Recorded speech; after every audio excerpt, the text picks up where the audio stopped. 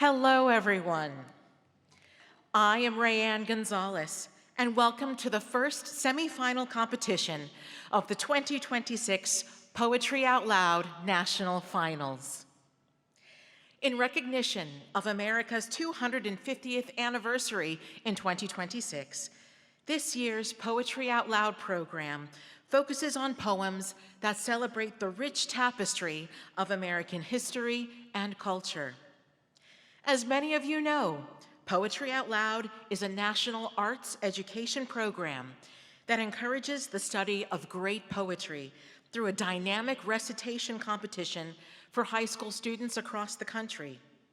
This program helps students build self-confidence, master communication skills, and learn about literary history.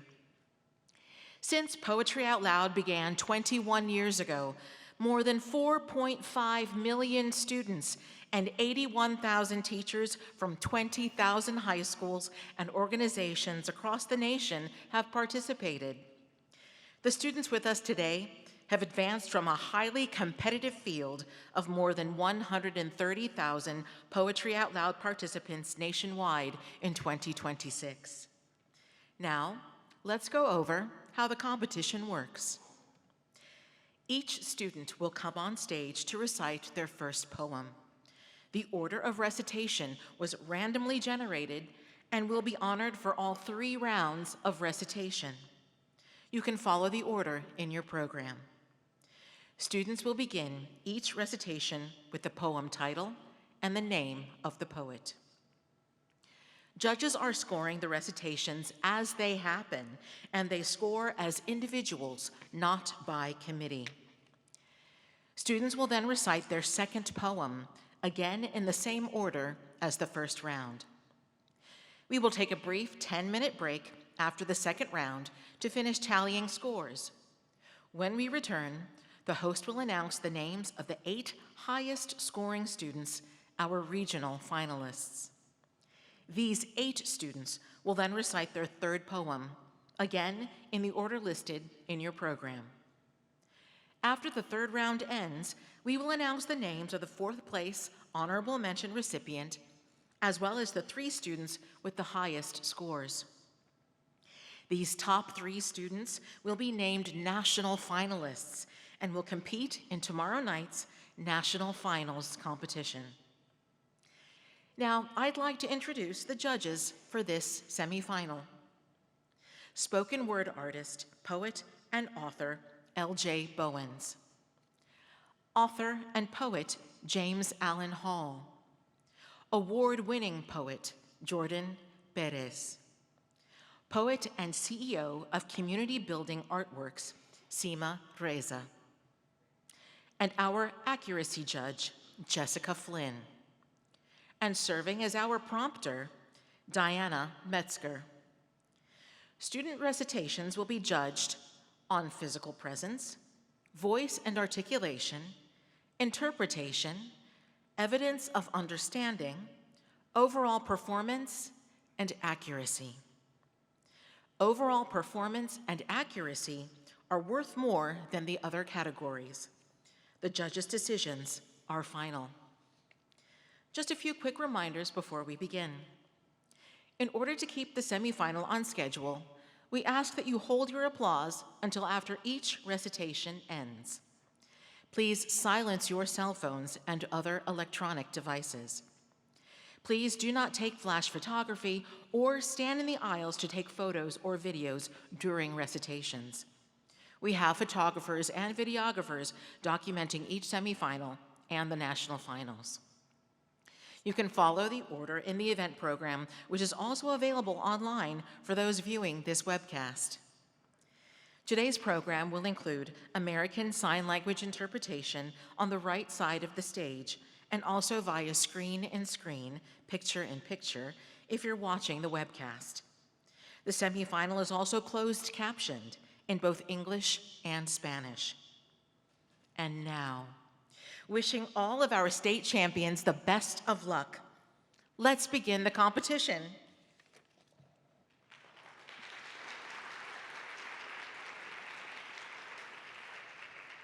First up, Representing Virginia, Amelia Rylak. A senior at Grace Christian School in Staunton, Virginia, Amelia loves singing, musical theater, and baking. Amelia also likes studying literature and exploring different poets while preparing for competitions. Amelia Rylak.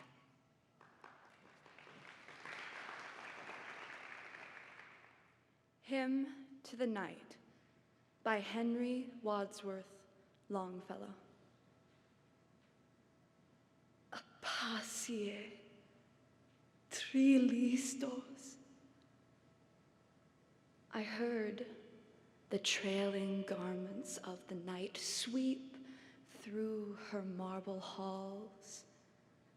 I saw her sable skirts all fringed with light from the celestial walls. I felt her presence by its spell of might stoop o'er me from above.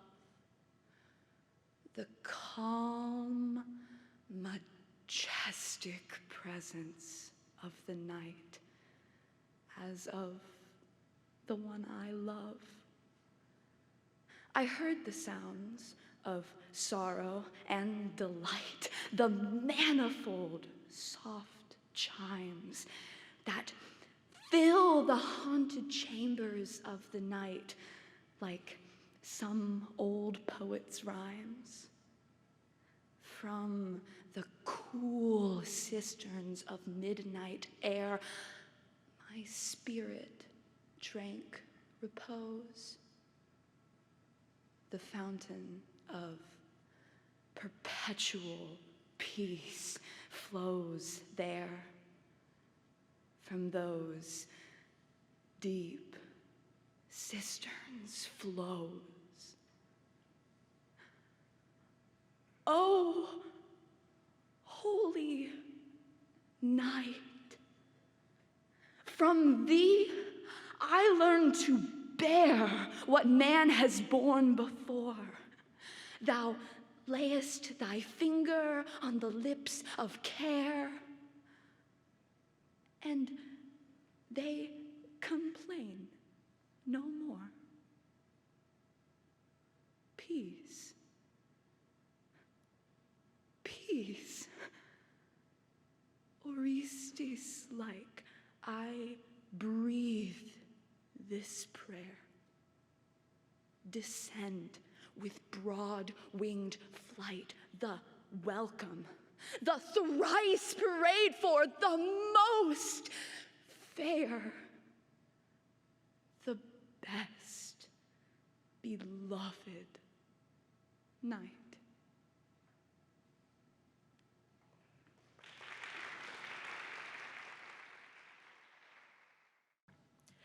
Representing New Jersey, Joy Ogunsakin.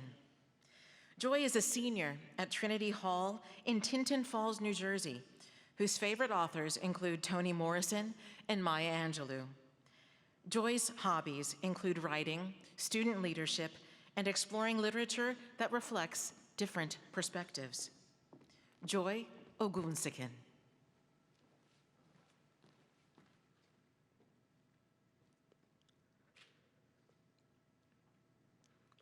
Blues Fantasy by Langston Hughes.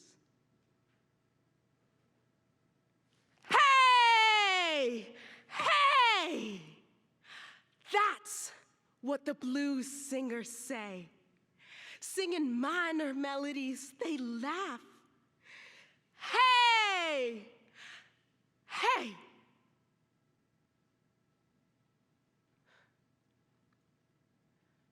My man's done left me. Child, he's gone away. My good man's left me. Babe, he's gone away.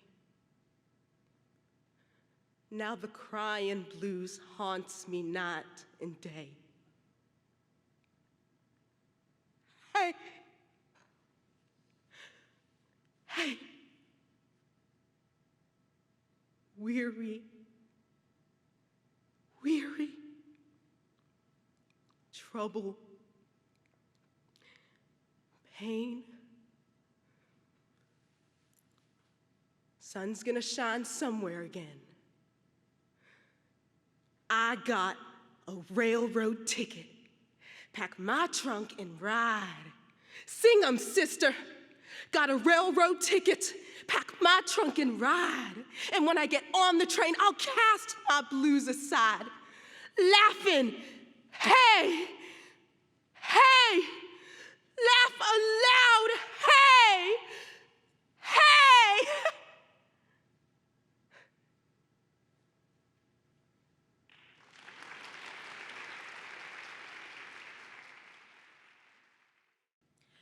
Representing West Virginia, Gülse Polat. A senior at Morgantown High School in Morgantown, West Virginia, Gülse enjoys literature, performing arts, and discovering new authors. Gülse believes in the healing power of the arts, whether that is through poetry, musical theater, or songwriting. Gülse Polat.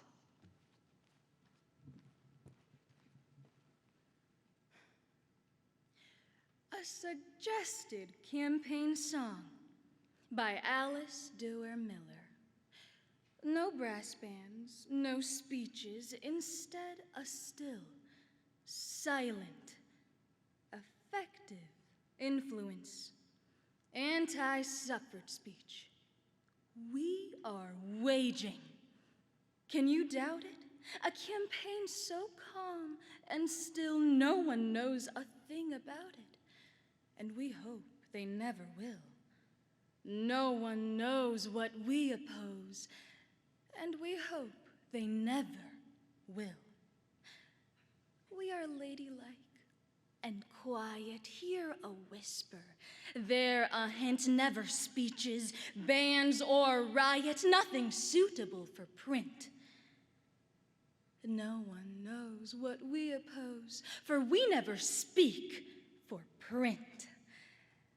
Sometimes in profound seclusion, in some far but home-like spot, we will make a dark illusion. We're opposed to you-know-what. No one knows what we oppose, for we call it you-know-what.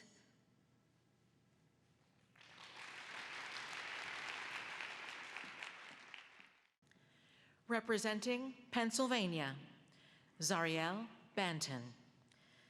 Xariel is a senior at Lancaster Catholic High School in Lancaster, Pennsylvania.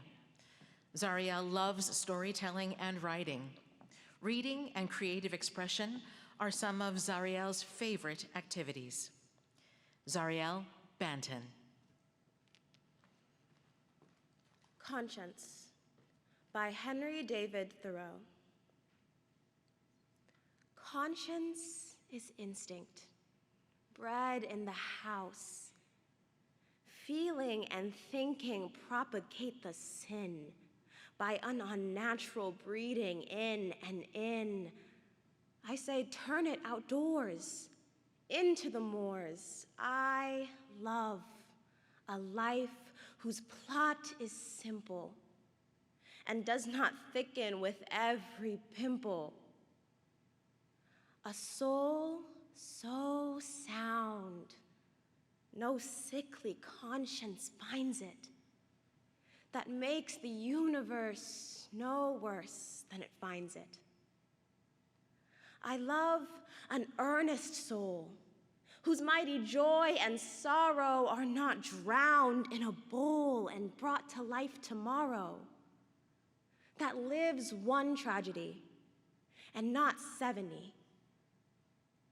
A conscience worth keeping, laughing, not weeping. A conscience wise and steady and forever ready.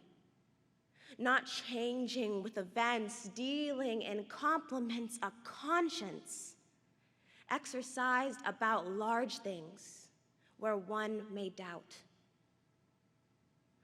I love a soul, not all of wood, predestinated to be good, but true to the backbone, unto itself alone and false to none, born to its own affairs, its own joys and own cares, by whom the work which God begun is finished and not undone, taken up where he left off, whether to worship or to scoff.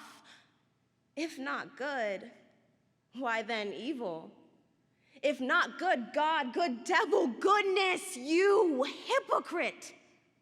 Come out of that. Live your life, do your work, then take your hat.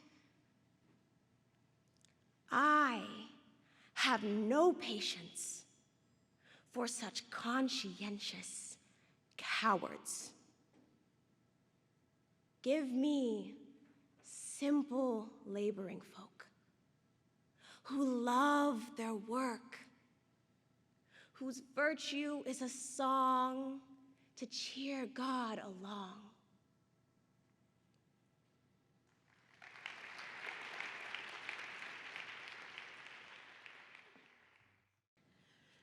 Representing U.S. Virgin Islands, Joeltica Rogers, a senior at Charlotte Amalie High School in St. Thomas, U.S. Virgin Islands. Joeltica loves reading and exploring literature from a variety of authors. School and community activities have inspired Joeltica's interests in performance and public speaking. Joeltica Rogers.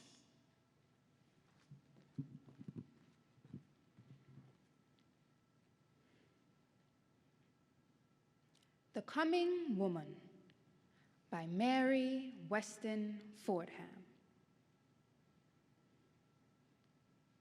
Just look, 'tis 6:15, love, and not even the fires are caught. Well, you know, I must be at the office, but as usual, the breakfast'll be late. Now hurry and wake up the children and dress them as fast as you can. Poor dairies, I know they'll be tardy. Dear me, what a slow-pokey man. Have the tenderloin broiled nice and juicy. Have the toast browned and buttered all right. And be sure you settle the coffee. Be sure that the silver is bright. When ready, just run up and call me. At 8 to the office I go, lest poverty, grim, should o'ertake us. 'Tis bread and butter, you know. The bottom from stocks may fall out. My bonds may get below par. Then surely I seldom could spare you a nickel to buy a cigar. All ready? Now, while I'm eating, just bring up my wheel to the door, then wash up the dishes, and mind now, have dinner promptly at 4. For tonight is our women's convention, and I am to speak first, you know. The men veto us in private, but in public, they shout, "That's so!" So bye-bye. In case of a rap, love, before opening the door, you must look. Oh, how could a civilized woman exist without a man cook?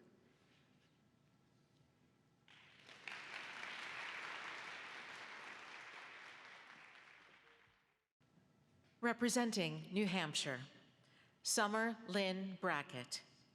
Summer is a senior at Coe Brown Northwood Academy in Northwood, New Hampshire. Summer loves literature and reading.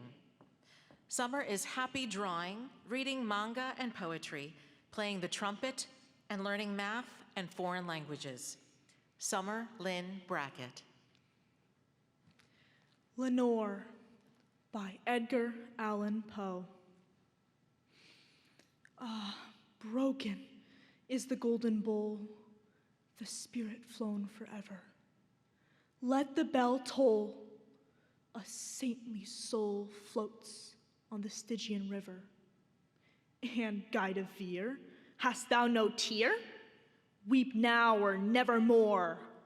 See, on yon drear and rigid bier low lies thy love Lenore. Come, let the burial rite be read, the funeral song be sung, an anthem for the queenliest dead that ever died so young. A dirge for her, the doubly dead, in that she died so young. Wretches! Ye loved her for her wealth, and hated her for her pride. And when she fell in feeble health, ye blessed her that she died. How shall the ritual then be read? The requiem how be sung? By you, by yours, the evil eye, by yours, the slanderous tongue that did to death the innocent that died, and died so young. Peccavimus, but rave not thus, and let a Sabbath song go up to God so solemnly the dead may feel so wrong. The sweet Lenore hath gone before, with hope that flew beside, leaving thee wild for the dear child that should have been thy bride. For her the fair and debonair that now so lowly lies, the life upon her yellow hair, but not within her eyes. The life still there upon her hair, the death upon her eyes. Avaunt! Tonight my heart is light. No dirge will I upraise, but waft the angel on her flight with a paean of old days. Let no bell toll, lest her sweet soul amid its hollowed mirth should catch the note as it doth float up from the damned earth. To friends above, from fiends below, the indignant ghost is riven from hell unto a high estate far up within the heaven, from grief and groan to a golden throne beside the King of heaven.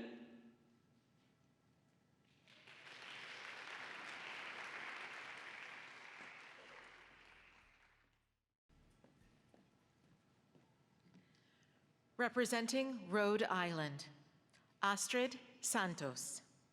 Attending senior year at Classical High School in Providence, Rhode Island, Astrid comes from a family rooted in perseverance and discipline. Astrid is passionate about mentoring younger students and supporting leadership in the arts. Astrid Santos.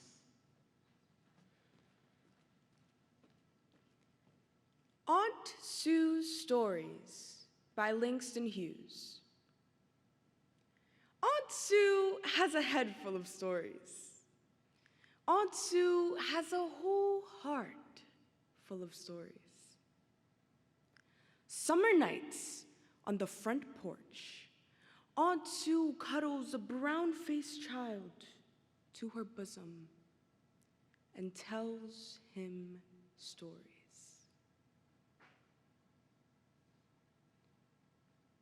Black slaves working in the hot sun, and black slaves walking in the dewy night, and black slaves singing sorrow songs on the banks of a mighty river mingle themselves softly in the flow of old Aunt Sue's voice.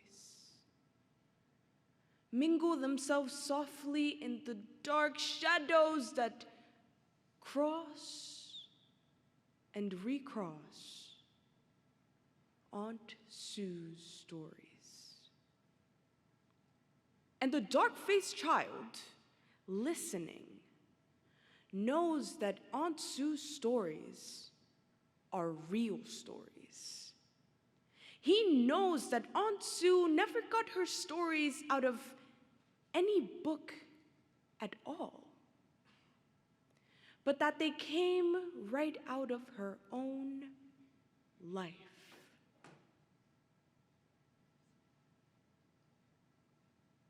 And the dark-faced child is quiet of a summer night, listening to Aunt Sue's stories.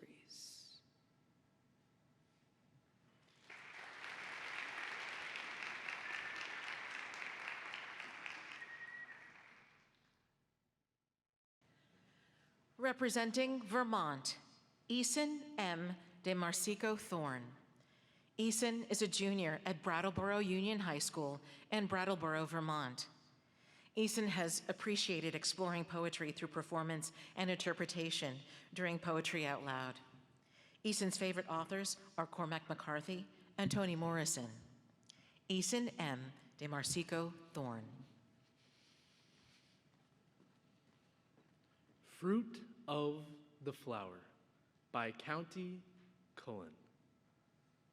My father is a quiet man with sober, steady ways. For simile, a folded fan, his nights are like his days. My mother's life is Puritan, no hint of cavalier. A pool so calm, you're sure it can have little depth to fear. And yet my father's eyes can boast how full his life has been. There haunts them yet the languid ghost of some still sacred sin. And though my mother chants of God and of the mystic river, I've seen a bit of checkered sod set all her flesh a-quiver. Why should he deem it pure mischance, a son of his fame, to do a naked tribal dance each time he hears the rain? Why should she think it devil's art that all my songs should be of love and lovers, broken heart, and wild sweet agony? Who plants a seed but gets a bud, extract of that same root? Why marvel at the hectic blood that flushes this wild fruit?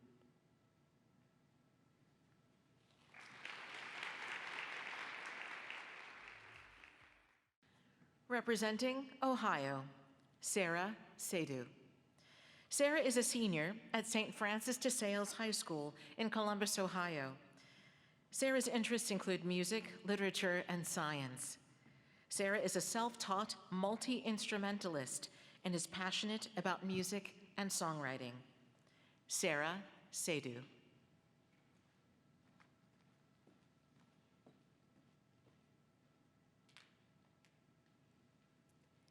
It Was Not Fate by William H.A. Moore.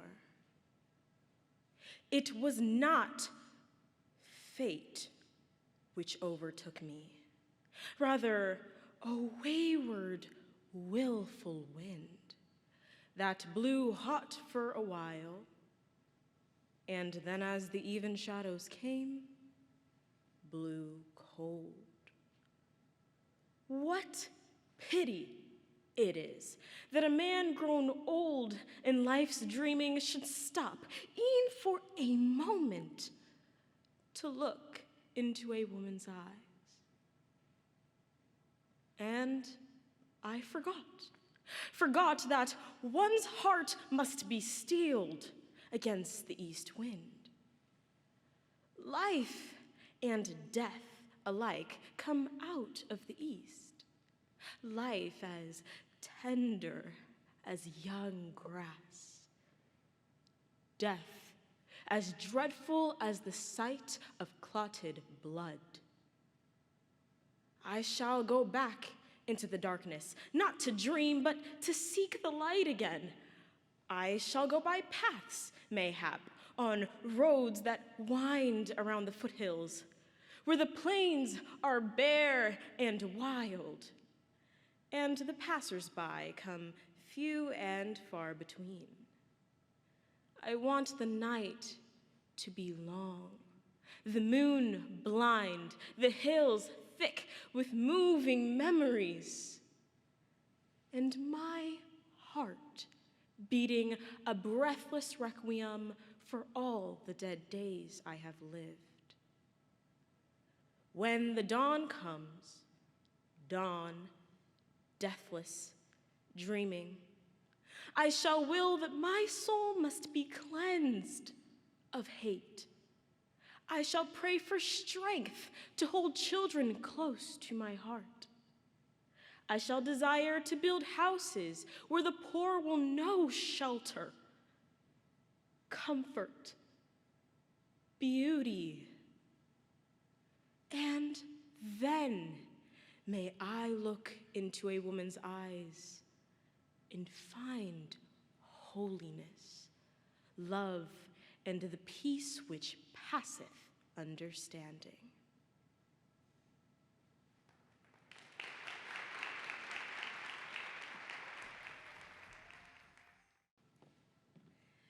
Representing North Carolina, Caliyah McCall.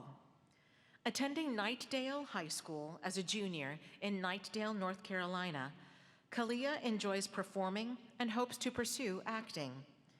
Caliyah comes from a lively household with 8 siblings and a bearded dragon named Ricky. Caliyah McCall.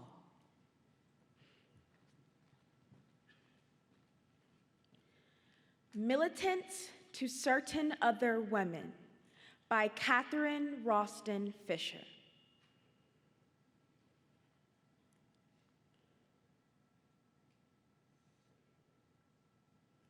You, who pass coldly by when the police rush upon us, when they wrench away our banners, beautiful banners, whose colors cry a demand for liberty. You who criticize or condemn, declaring you believe in suffrage, worked for it in your state, and your mother knew Susan B. Anthony. Can you think in terms of a nation? Could you die or face ridicule for your belief, for the freedom of women, for your freedom? We are fighting. For your safety, we face danger, bear torture. For your honor, endure untellable insult. To win democracy for you, we defend the banners of democracy till our banners and our bodies are flung together on the pavement, waiting at the gates of government. We have made of our weariness a symbol of woman's long wait for justice. We have borne the hunger and hardship of prison to open people's eyes to men's determination to imprison the power of women. You, women who pass coldly by, do you imagine your freedom is coming as a summer wind blows over fields? Slowly, it has advanced by a 60 years war. Those who have fought in it have not forgotten. And that war is not won. Strongly entrenched, the foe sits, plotting. Close to his lines, our banners fly, signaling where to direct the fire. Greater forces are needed, reserves and recruits. Are you for winning or for waiting? Women who watch the banners go down. Women who say, suffrage is coming, while suffrage goes by you into Prussia. Cease to be content with applauding speeches and praising politicians. Patience is shameful. Awake, rise, and act. Thank you.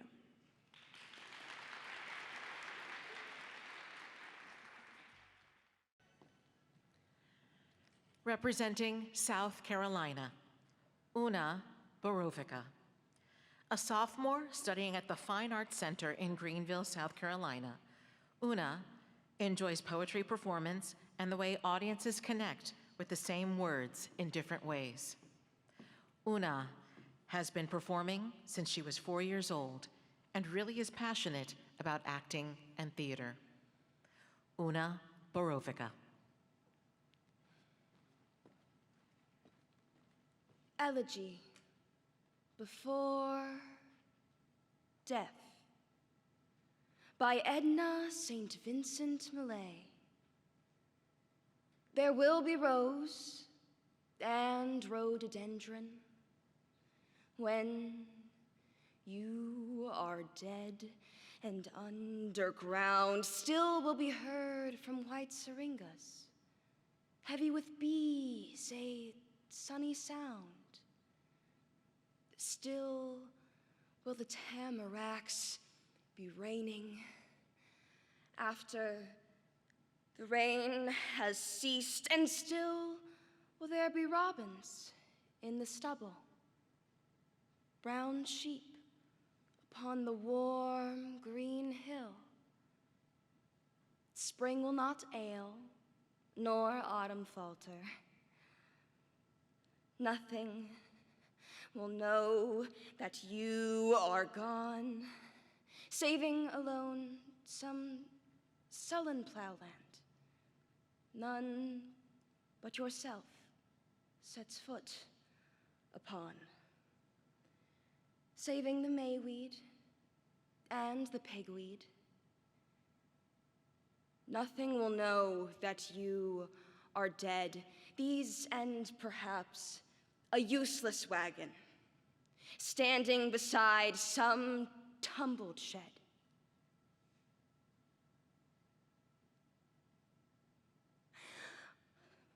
Oh, there will pass with your great passing little of beauty, not your own, only the light from common water, only the grace from simple stone.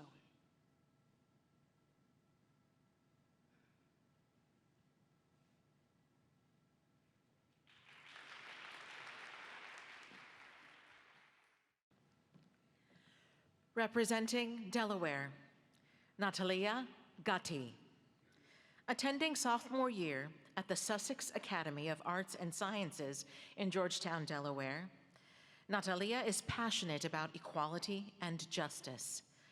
Natalia's favorite book is Women Who Run with the Wolves, Myths and Stories of the Wild Woman Archetype by Dr. Clarissa Pinkola Estes. Natalia Gatti. Militants to Certain Other Women by Catherine Ralston Fisher. You who pass coldly by when the police rush upon us, when they wrench away our banners, beautiful banners whose colors cry a demand for liberty. You who criticize or condemn, declaring, you believe in suffrage, worked for it in your state, and your mother knew Susan B. Anthony. Can you think in terms of a nation Could you die or face ridicule for your belief? For the freedom of women, for your freedom, we are fighting. For your safety, we face danger, bear torture. For your honor, endure untellable insults to win democracy. For you, we defend the banners of democracy till our banners and our bodies are flung together on the pavement, waiting at the gates of government. We have made of our weariness a symbol of women's long wait for justice. We have borne the hunger and hardship of prison to open people's eyes to men's determination to imprison the power of women. You women who pass coldly by, do you imagine your freedom is coming? As a summer wind blows over fields, slowly it has advanced. By a 60 years war, those who have fought in it have not forgotten, and that war is not won. Strongly entrenched, the foe sits plotting close to his lines. Our banners fly, signaling where to direct the fire. Greater forces are needed, reserves and recruits. Are you for winning or for waiting? Women who watch the banners go down. Women who say, suffrage is coming, while suffrage goes by you in Prussia? Cease to be content with applauding speeches and praising politicians. Patience is shameful. Awake, rise, and act.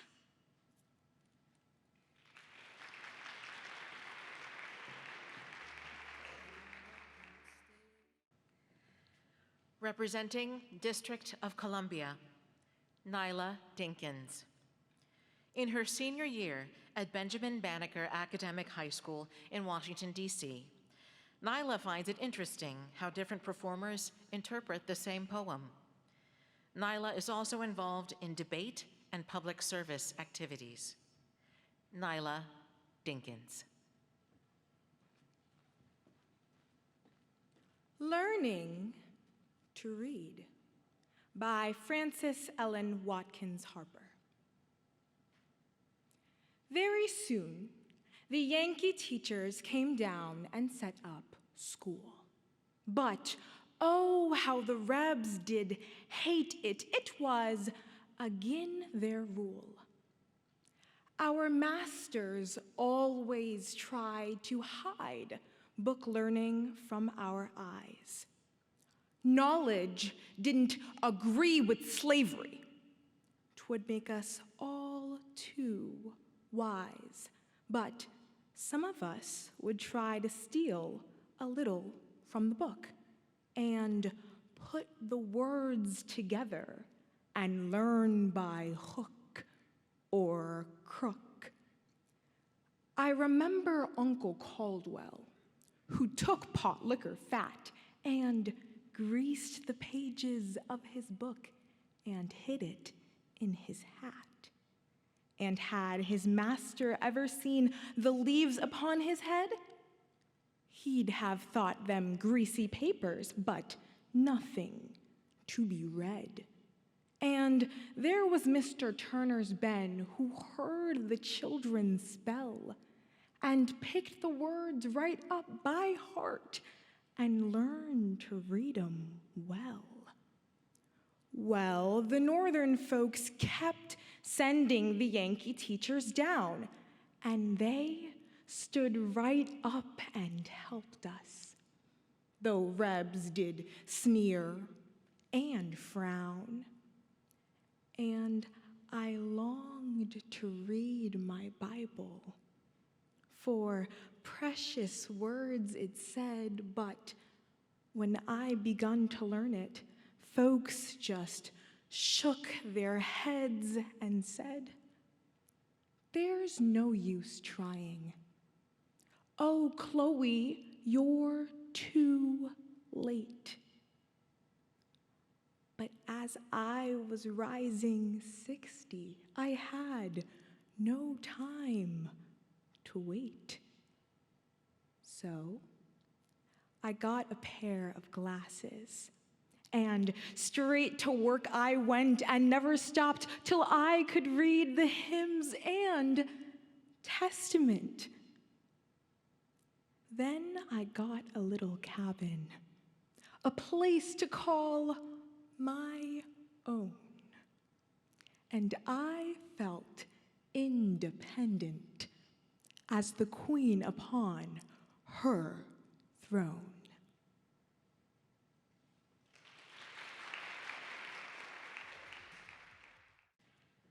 Representing Maine, Meghan Rivard. Meghan is a senior at Maine Arts Academy in Augusta, Maine. Meghan is passionate about musical theater, books, and human rights. Her favorite literary crush is Mr. Darcy. Meghan Rivard. Little Tree by E.E. Cummings. Little tree, little silent Christmas tree, you are so little. You are more like a flower. Who found you in the green forest?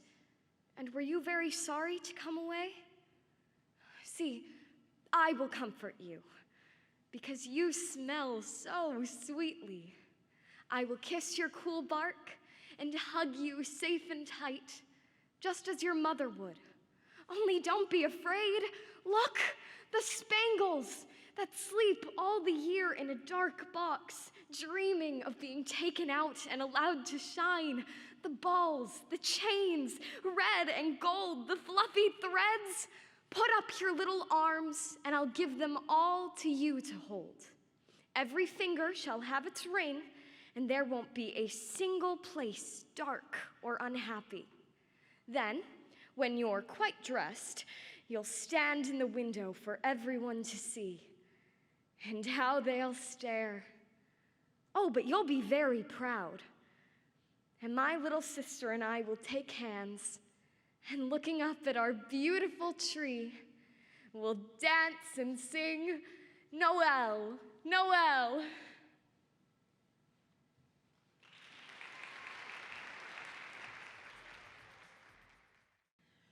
Representing Maryland, Isabella Romero. A junior at Brookwood School in Kensington, Maryland, Isabella loves literature and performance. Favorite books include Little Women and novels by C.S. Lewis. Poetry performance gives Isabella the opportunity to bring meaningful words to life for an audience. Isabella Romero.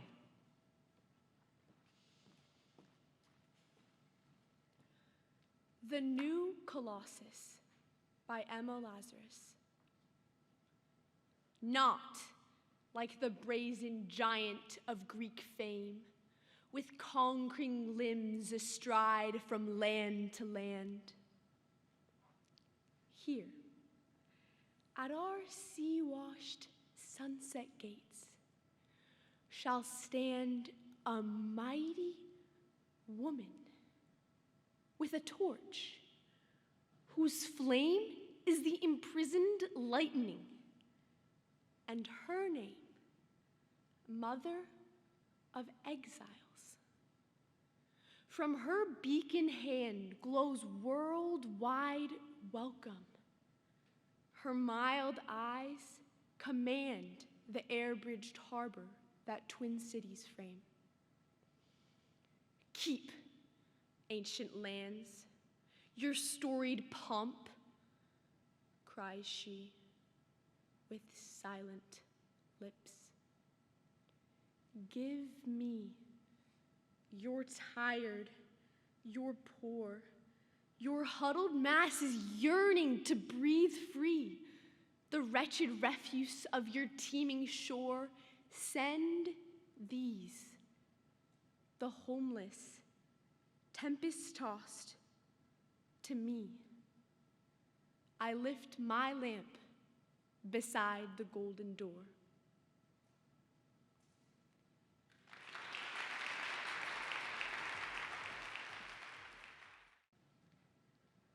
Representing Connecticut, Emma Rose Frisbie.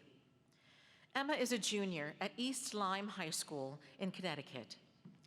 Emma is passionate about the arts and environmental conservation and believes that art and poetry should encourage reflection about the world. Emma Rose Frisbie. The Empty Cup by Catherine Roskin Fisher. Evening at Occoquan. Rain pelts the workhouse roof. The prison matrons are sewing together for the Red Cross. The women prisoners are going to bed in 2 long rows. Some of the suffrage pickets lie reading in the dim light. Through the dark, above the rain, rings out a cry. We listen at the windows. Oh, those cries from punishment cells. A voice calls one of us by name. Miss Burns, Miss Burns, will you see that I have a drink of water? Lucy Burns arises, slips on the coarse blue prison gown. Over it, her swinging hair red gold. There was a regal mantle. She begs the night watch to give the girl water. One of the matrons leaves her war bandages. We see her hasten to the cell. The light in it goes out. The voice, despairing, cries. She has taken away the cup, and she will not bring me water.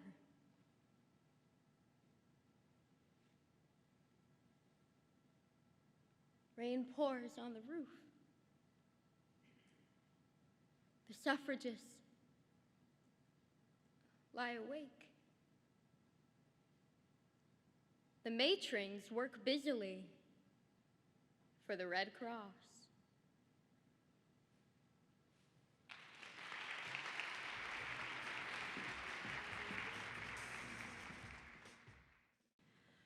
Representing Massachusetts, Nia Cao.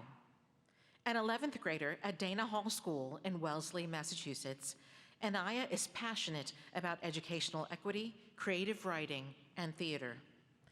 Nia's favorite book is On Earth We're Briefly Gorgeous by Ocean Vuong. Nia Cao.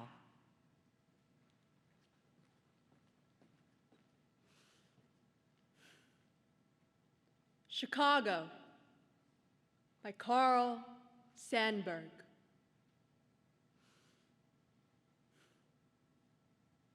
Hog butcher for the world, tool maker, stacker of wheat, player with railroads, and the nation's freight handler, stormy, husky, brawling, city of the big shoulders.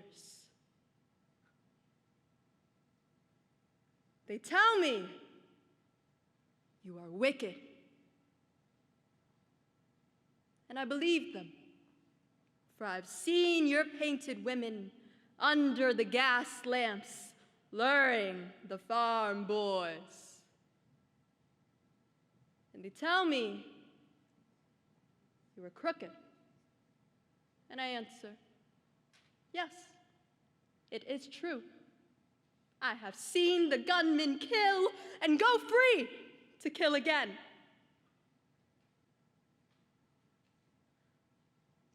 And they tell me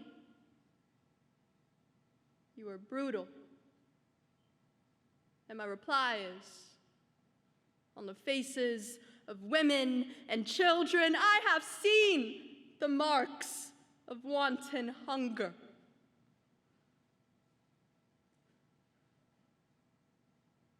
And having answered so, I turn once more to those who sneer at this, my city, and I give them back the sneer and say to them, come and show me another city with lifted head, singing so proud to be alive and coarse and strong and cunning, flinging magnetic curses amid the toil of piling job on job. Here is a tall, bold slugger set vivid against the little soft cities. Fierce as a dog with tongue, lapping for action, cunning as a savage, pitted against the wilderness, bareheaded, shoveling, wrecking, planning, building, breaking, rebuilding. Under the smoke, dust all over his mouth, laughing with white teeth, under the terrible burden of destiny, laughing as a young man laughs, laughing even as an ignorant fighter laughs, who has never lost a battle. Bragging and laughing that under his wrist is the pulse, and under his ribs, the heart of the people. Laughing, laughing the stormy, husky, brawling laughter of youth, half-naked, sweating, proud to be hog butcher, tool maker, stacker of wheat, player with railroads, and freight handler to the nation.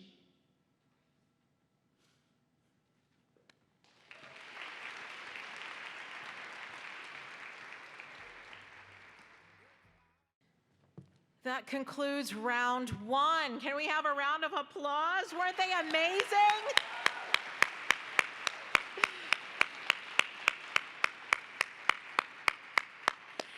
Now, I'm pleased to welcome Katie Day, Program Specialist for Poetry Out Loud at the National Endowment for the Arts.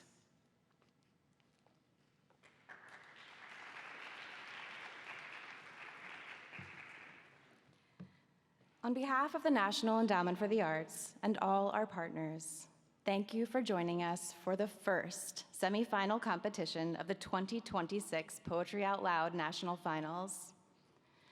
We're so pleased to welcome this talented group of students from across the nation. We also appreciate the hard work of our state and jurisdictional partners, participating schools, organizations, and teachers who have brought this program to communities throughout our country. Poetry Out Loud succeeds because of your time, talent, and dedication. Thank you also to the many staff members who made this event possible today, and to our 2026 state champions. Congratulations. We are so proud of you and wish you all the best in today's competition. Thank you to everyone for being a part of Poetry Out Loud and bringing poetry into your lives today.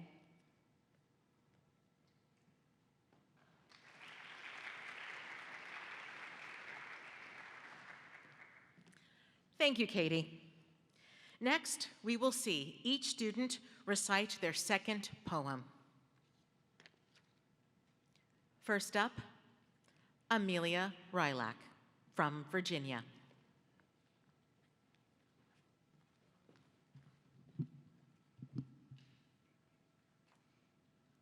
Renewal of Strength by Frances Ellen Watkins Harper.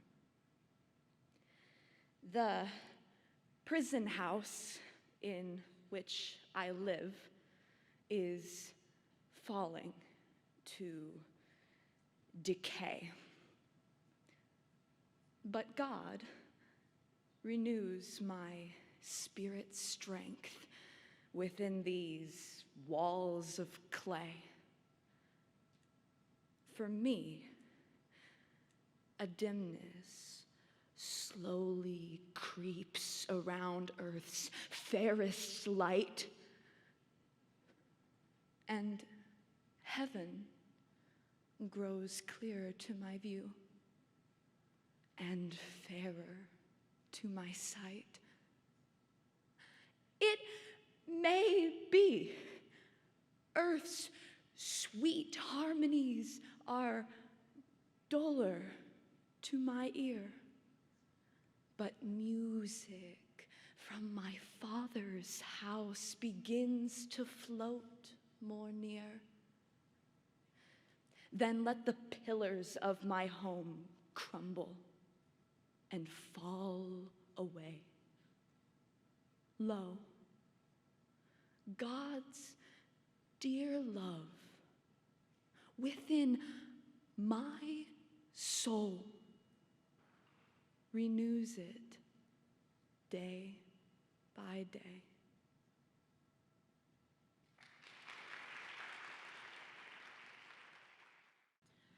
From New Jersey, Joy Ogunsakin.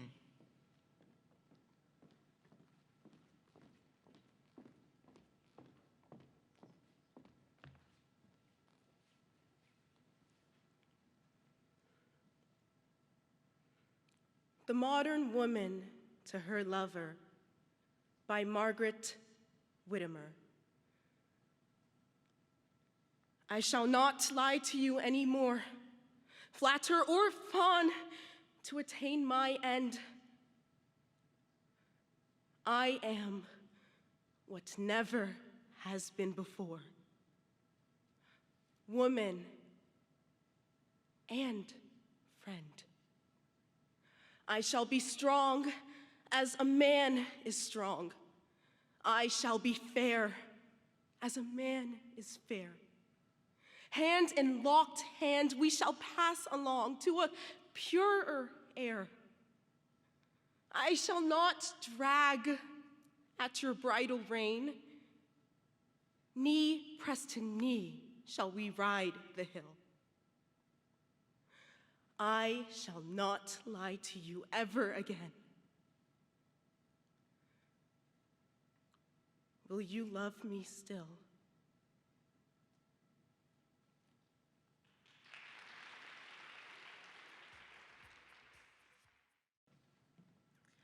From West Virginia, Gülse Polat.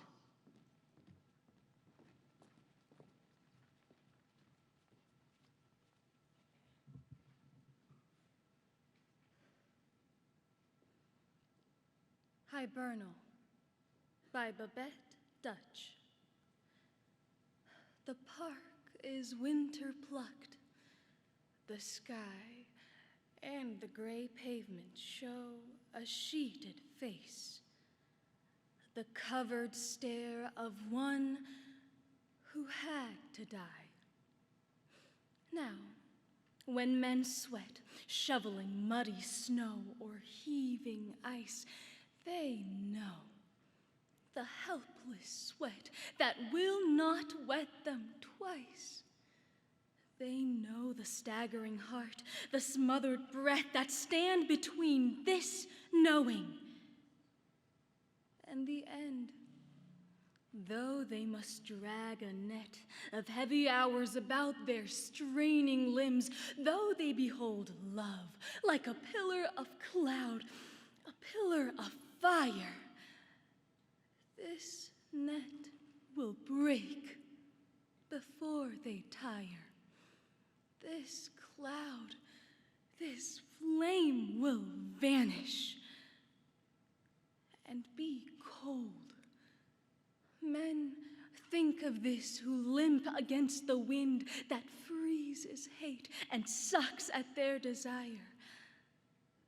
Winter is on us now and will return. Soiled snows will choke the city streets again. Bleak twilights dull the windows as before.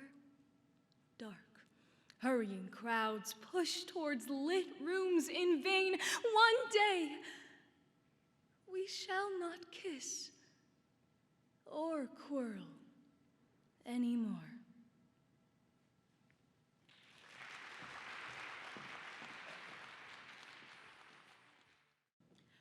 From Pennsylvania, Xariel Banton.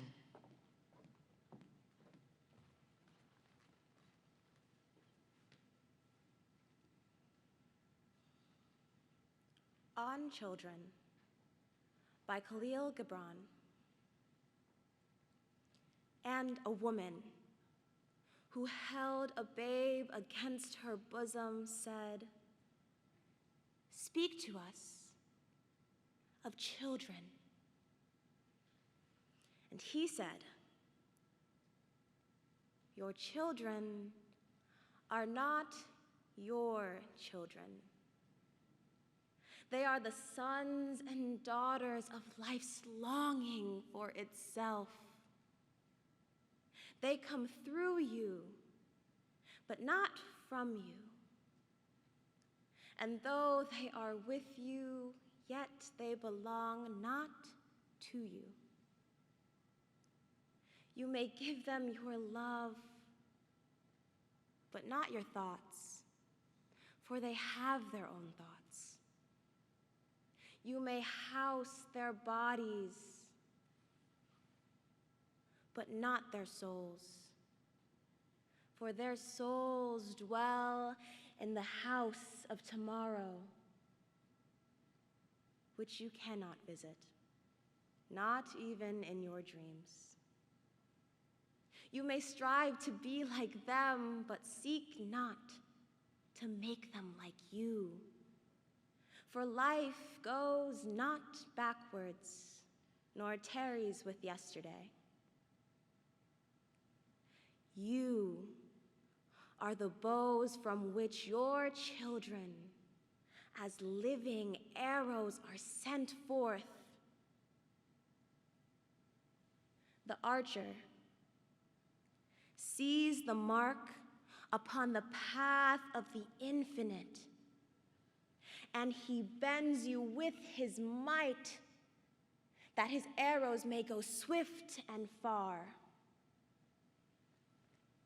Let your bending in the archer's hand be for gladness, for even as he loves the arrow that flies, so he loves also the bow that is stable.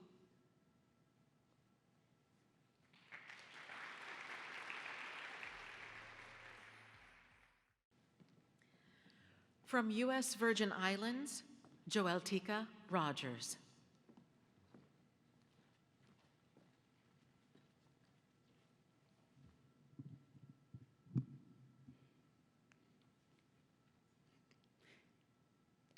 Why We Oppose Pockets for Women by Alice Duer Miller.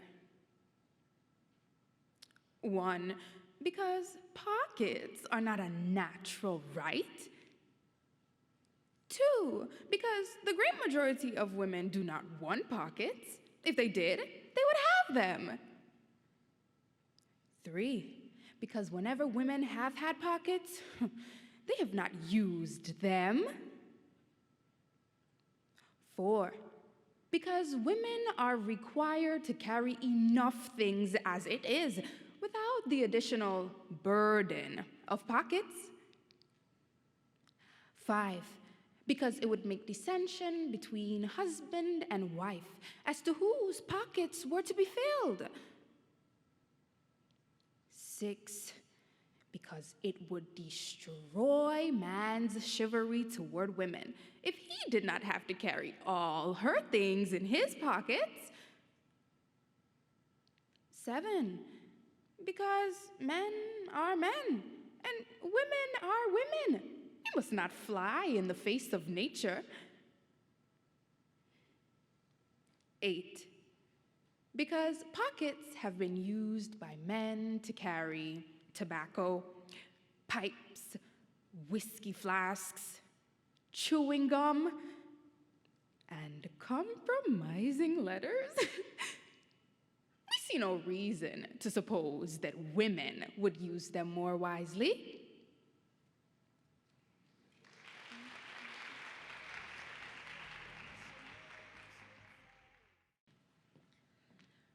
From New Hampshire, Summer Lin Brackett.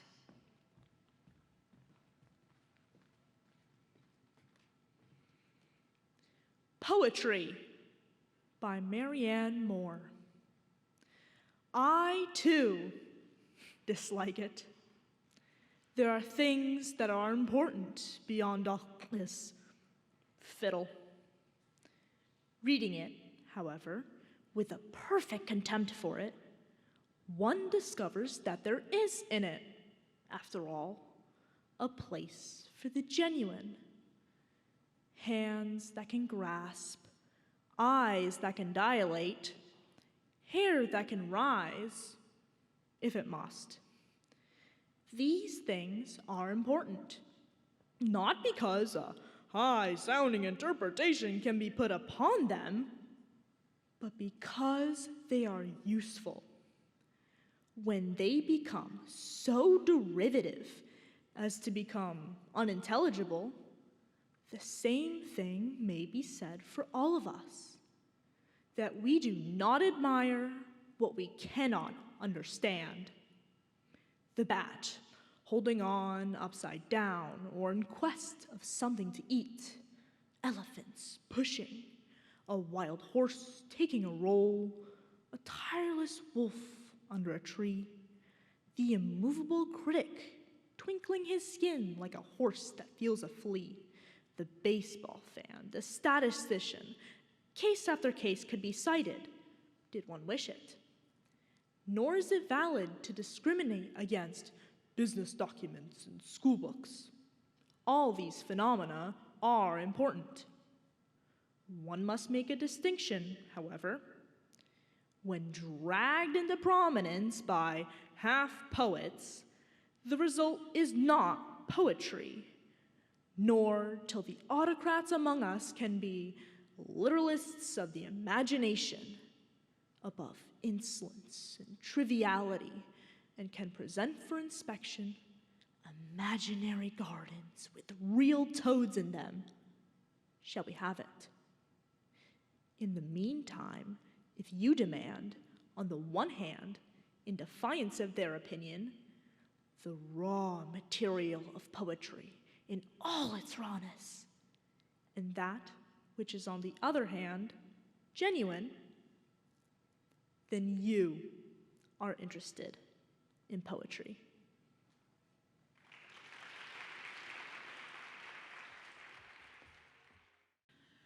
From Rhode Island, Astrid Santos.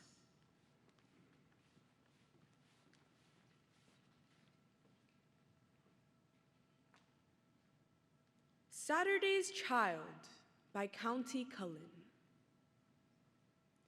Some are teethed on a silver spoon with the stars strung for a rattle. I cut my teeth as the black raccoon for implements of battle. Some are swaddled in silk and down and heralded by a star. They swathed my limbs in a sackcloth gown on a night that was black as tar. For some, godfather and goddame, the opulent fairies be. Dame Poverty gave me my name, and pain godfathered me. For I was born on Saturday. Bad time for planting a seed was all my father had to say, and one mouth more to feed. Death cut the strings that gave me life and handed me to sorrow,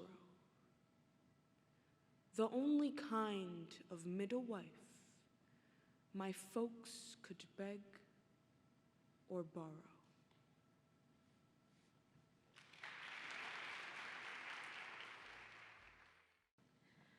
From Vermont, Eason M. DeMarsico-Thorne.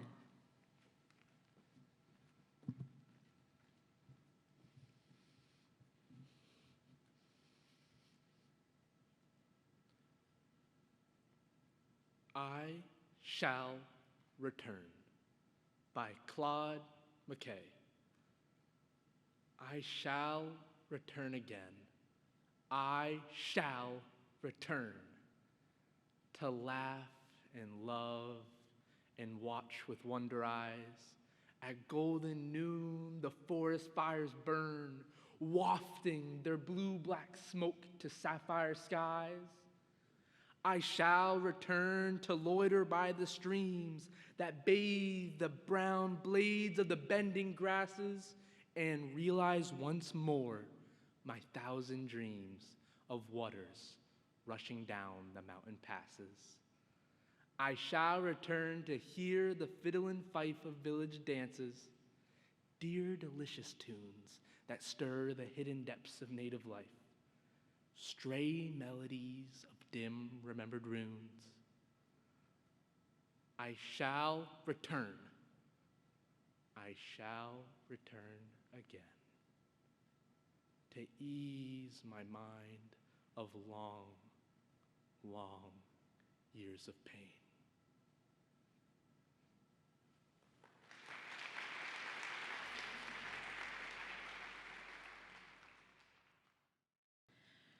From Ohio, Sarah Seidu.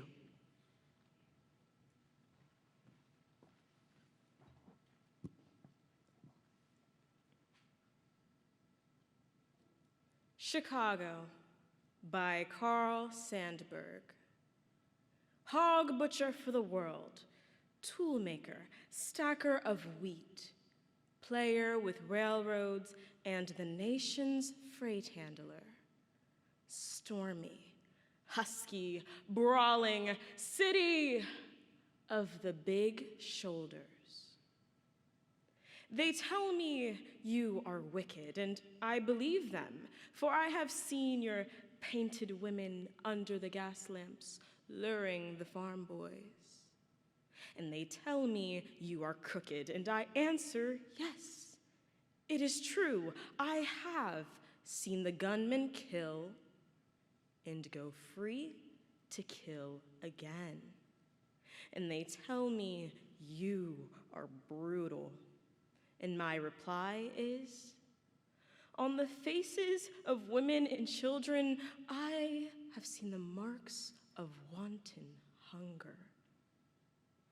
And having answered so, I turn once more to those who sneer at this, my city, and I give them back the sneer and say to them, come and show me another city with lifted head, singing so proud to be alive and coarse and strong and cunning, flinging magnetic curses amid the toil of piling job on job. Here is a tall, bold slugger, set vivid against the little soft cities. Fierce as a dog with tongue lapping for action, cunning as a savage pitted against the wilderness. Bare-headed, shoveling, wrecking, planning, building, breaking, rebuilding. Under the smoke, dust all over his mouth, laughing with white teeth. Under the terrible burden of destiny, laughing as a young man laughs.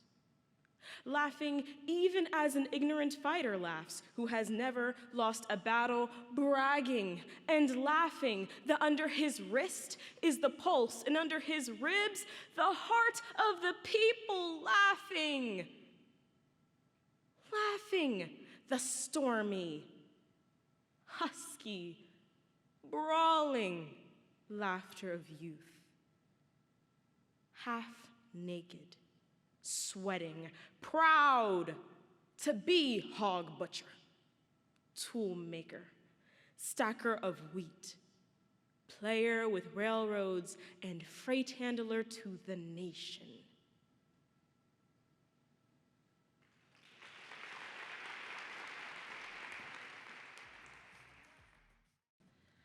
From North Carolina, Caliyah McCall.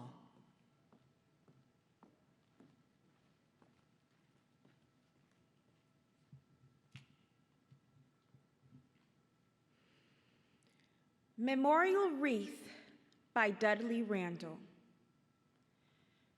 It is a little known fact that 200,000 Negroes fought for freedom in the Union Army during the Civil War.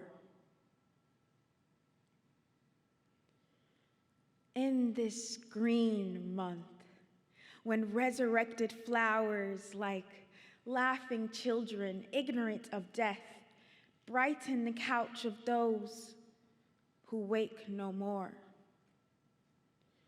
Love and remembrance blossom in our hearts for you who bore the extreme, sharp pang for us and bought our freedom with your lives. And now, honoring your memory, with love we bring these fiery roses, white hot cotton flowers, and violets bluer than cool northern skies you dreamed of, stooped and burning prison fields when liberty was only a faint north star. Not a bright flower planted by your hands, reaching up hardy, nourished with your blood. Fit gray fellows you are for Douglas, Brown, Turner, and Truth, and Tubman, whose rapt eyes fashioned a new world in this wilderness. American earth is richer for your bones. Our hearts beat prouder for the blood we inherit. Thank you.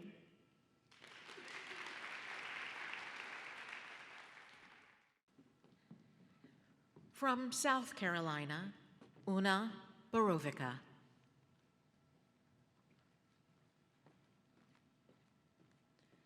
Do you know by Alice Duer Miller that in 1869, Miss Jex Blake and 4 other women entered for a medical degree at the University of Edinburgh?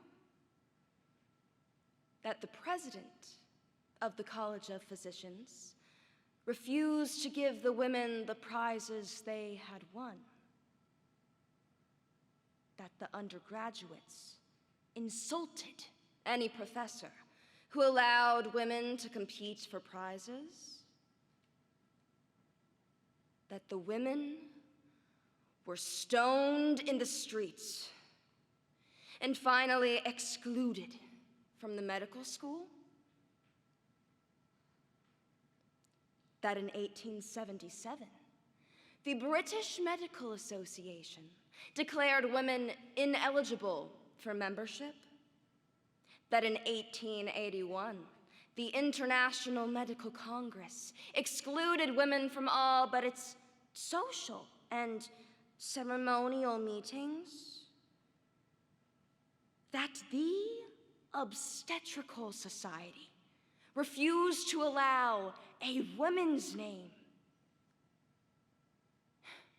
to appear on the title page of a pamphlet which she had written with her husband, that, according to a recent dispatch from London, many hospitals since the outbreak of hostilities have asked women to become resident physicians, and public authorities are daily endeavoring to obtain women as assistant medical officers and school doctors?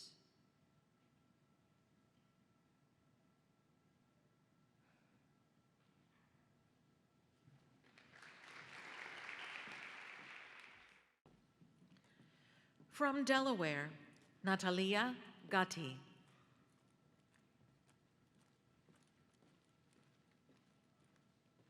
Let No Charitable Hope by Eleanor Wiley. Now, let no charitable hope confuse my mind with images of eagle and of antelope. I am by nature none of these. I was being human, born alone. I am being woman, hard beset. I live by squeezing from a stone the little nourishment I get. In masks, outrageous and austere, the years go by in single file. But none has merited my fear, and none has quite escaped my smile.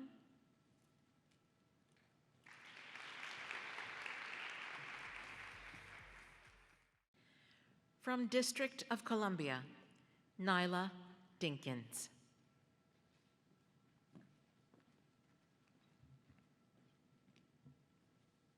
The Dilettante, a modern type by Paul Laurence Dunbar.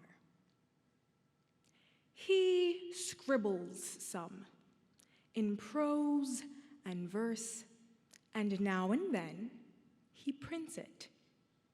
He paints a little, gathers some of nature's gold, and mints it. He plays a little, sings a song, acts tragic roles, or funny. He does because his love is strong, but not, oh, not for money.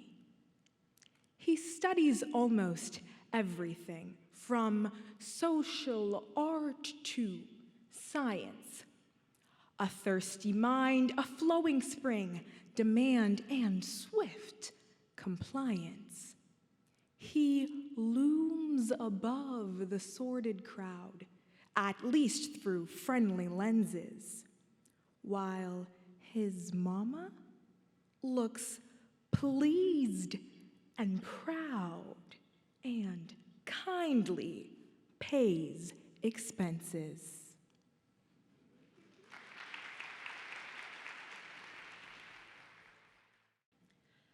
From Maine, Meghan Rivard.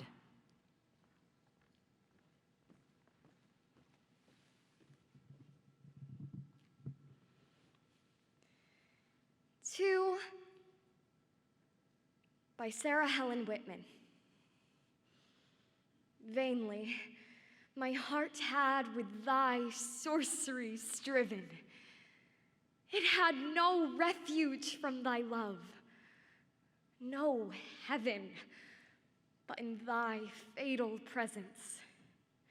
From afar, it owned thy power and trembled like a star o'erfraught with light and splendor. Could I deem how dark a shadow should obscure its beam? Could I believe that pain could ever dwell where thy bright presence cast its blissful spell? Thou wert my proud palladium. Could I fear the avenging destinies when thou wert near? Thou wert my destiny. Thy song, thy fame, the wild enchantments clustering round thy name were my soul's heritage, its royal dower, its glory and its kingdom and its power.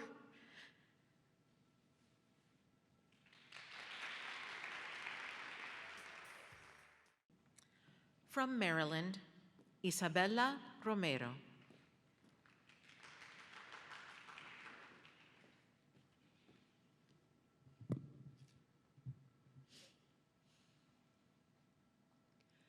Dawn by Ella Higginson. The soft-toned clock upon the stair chimed 3. Too sweet for sleep, too early yet to rise. In restful peace I lay with half-closed eyes, watching the tender hours go dreamily. The tide was flowing in. I heard the sea shivering along the sands, while yet the skies were dim, uncertain, as the light that lies beneath the fretwork of some wild rose tree within the thicket gray. The chanticleer sent drowsy calls across the slumbrous air. In solemn silence, sweet it was to hear my own heart beat. Then, broad and deep and fair, trembling in its new birth from heaven's womb, one crimson shaft of dawn sank through my room.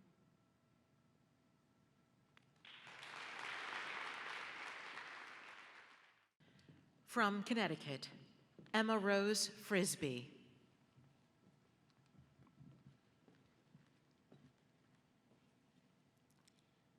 Militants to Certain Other Women by Catherine Ralston Fisher.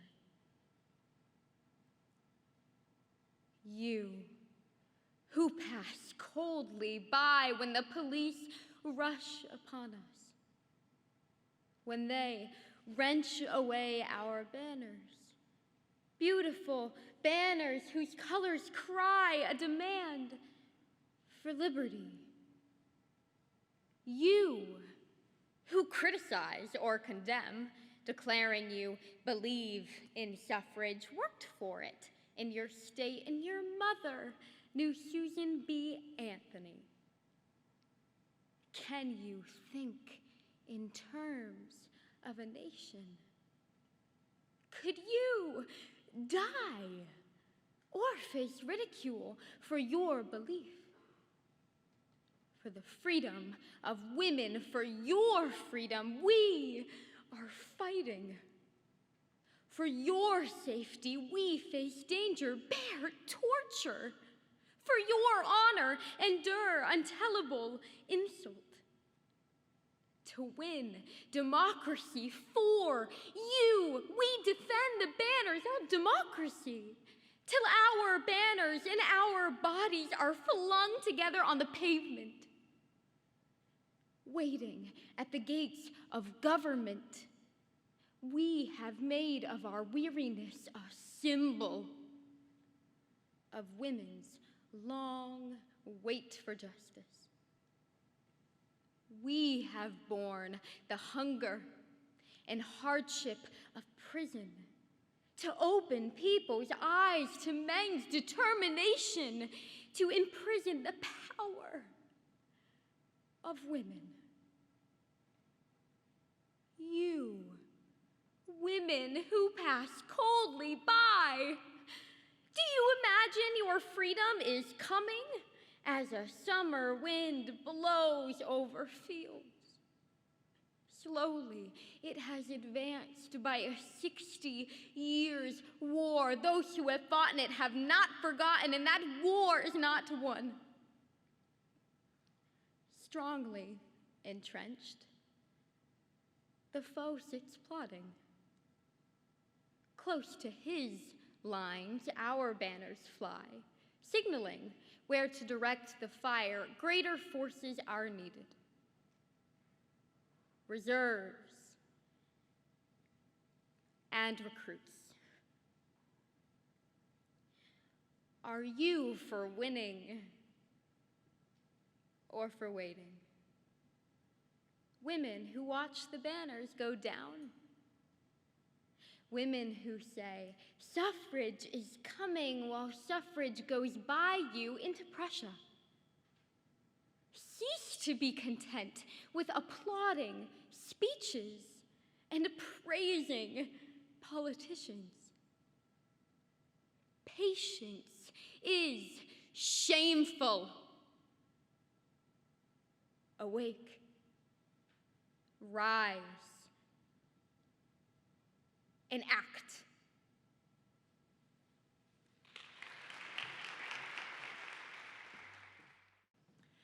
From Massachusetts, Nia Cao.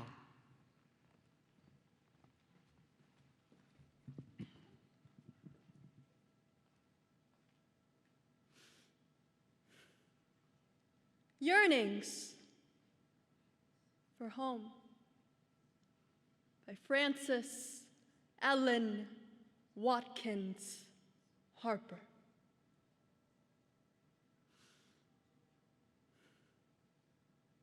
Oh, let me go. I'm weary here, and fever scorch my brain. I long to feel my native air, breathe o'er each burning vein. I long once more to see my home among the distant hills, to breathe amid the melody of murmuring brooks and rills. My home is where eternal snow round threatening craters sleep, where streamlets murmur soft and low, and playful cascades leap. 'Tis where glad scenes shall meet my weary, longing eye, where rocks and alpine forests greet the bright cerulean sky. Your scenes are bright, I know, but there my mother prayed. Her cot is lowly, but I go to die beneath its shade. For oh, I know she'll cling round me, her treasured long. My sisters too will sing each loved familiar song. They'll soothe my fevered brow as in departed hours, and spread around my dying couch the brightest, fairest flowers.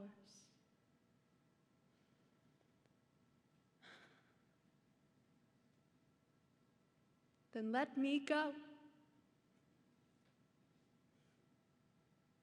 I'm weary here, and fever scorch my brain. I long to feel my native air, breathe o'er each burning vein.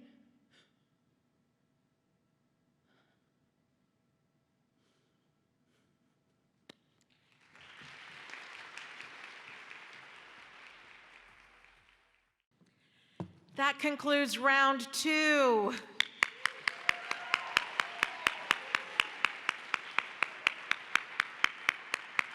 Out of a nationwide competitive field, these students rose to the top.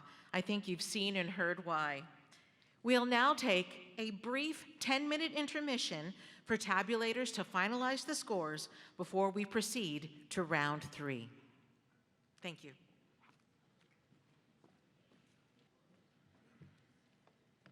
Thank you for your patience. Would all competitors please return to the stage? Let's give them another round of applause.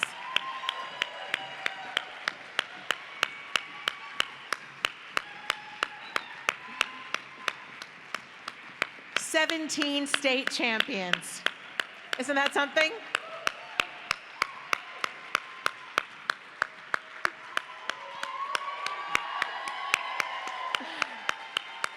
Terrific. We'd like to now award a plaque to each competitor for their achievement in representing their state at the national finals. Presenting the awards is Katie Day from the National Endowment for the Arts.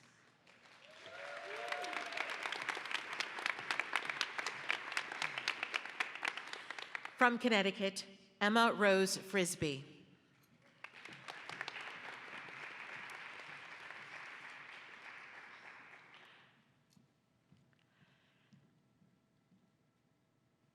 From Delaware, Natalia Gatti.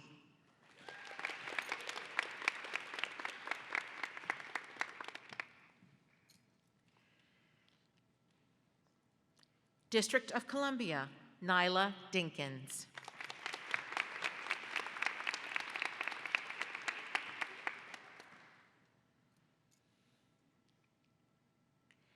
Maine, Meghan Rivard.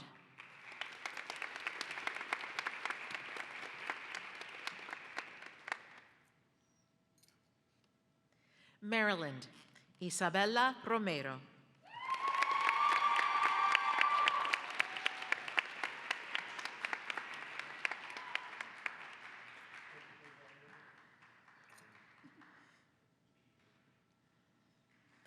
Massachusetts, Nia Cao.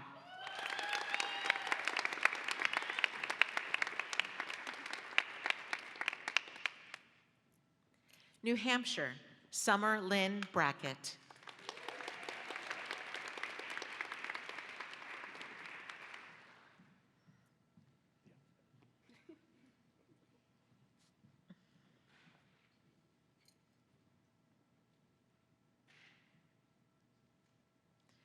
New Jersey, Joy Ogunsakin.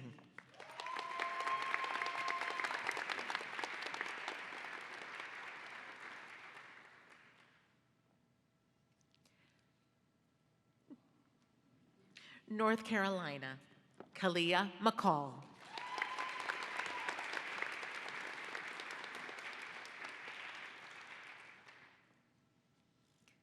Ohio, Sarah Seidu.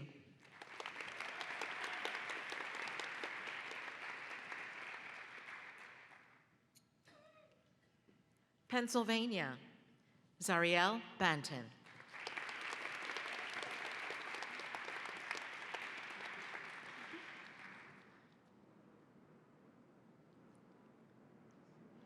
Rhode Island, Astrid Santos.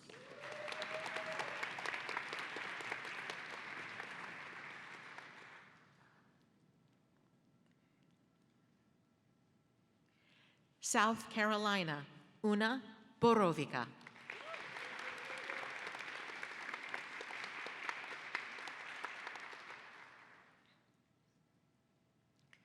U.S. Virgin Islands, Joeltica Rogers.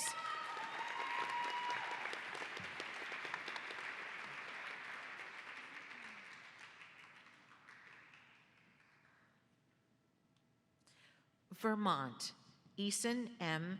DeMarsico-Thorne.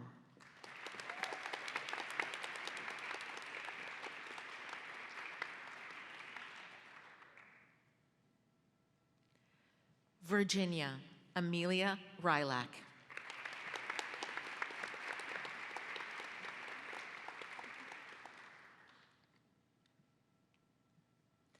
West Virginia, Gülse Polat.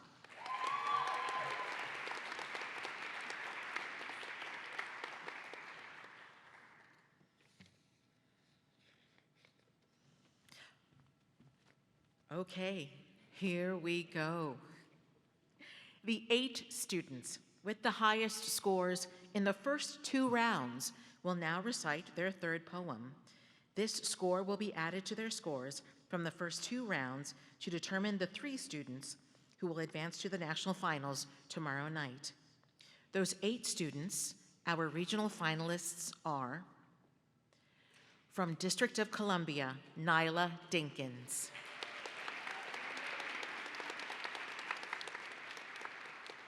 From Massachusetts, Nia Cao. From New Jersey, Joy Ogunsakin. From North Carolina, Caliyah McCall. From Ohio, Sarah Seidu. From Rhode Island, Astrid Santos. From South Carolina, Oona Borovicka.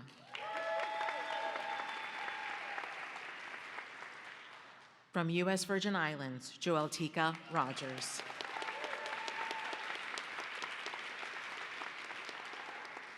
Congratulations to our 8 regional finalists.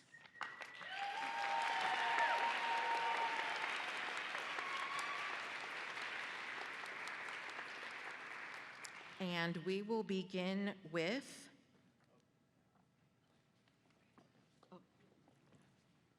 sorry, you may all leave the stage, pardon. Thank you.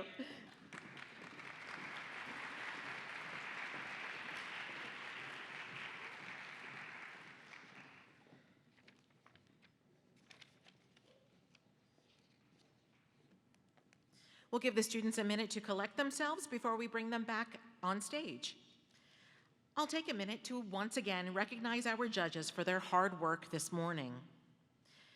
L.J. Bowens is an award-winning spoken word artist and poet. He was featured on the PBS documentary Talking Black in America, Performance Traditions, as well as on Poetry Slam Inc. and All Deaf Poetry on YouTube. James Allen Hall is the author of 2 poetry collections and a book of lyric personal essays. He is the recipient of multiple awards and a creative writing fellowship from the National Endowment for the Arts. Jordan Perez is an award-winning poet and author of the poetry collection Santa Tarantula. Sima Reza is an author and the CEO of Community Building Artworks, an arts organization that encourages the use of the arts as a tool for narration, self-care, and socialization among a military population struggling with emotional and physical injuries. Thank you, judges.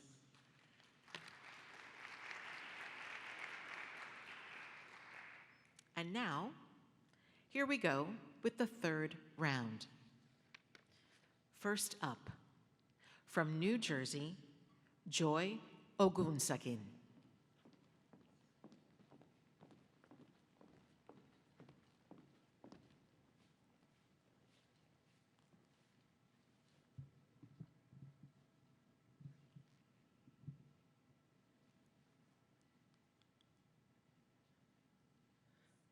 Not Dead, but Sleeping by Clara Ann Thompson.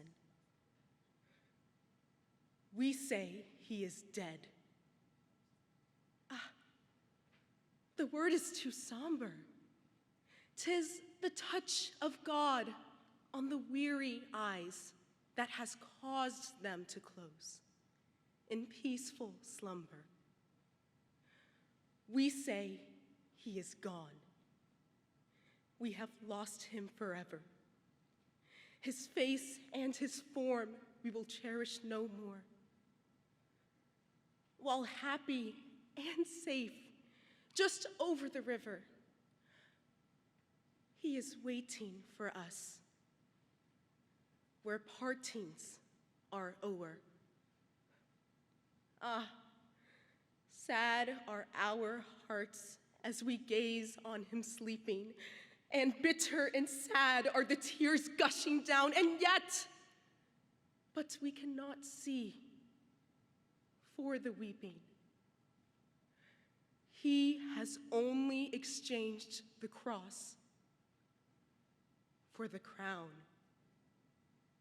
And though the dark mists of grief may surround us, obscuring the face of the Father above, and blindly we grope, still his arms are around us to guide and sustain with his pitying love. And he whom we love is safe in his keeping. Yes, safe and secure, whatever may come. But ne'er will we know how sweetly he's sleeping, till God, in his mercy, shall gather us home.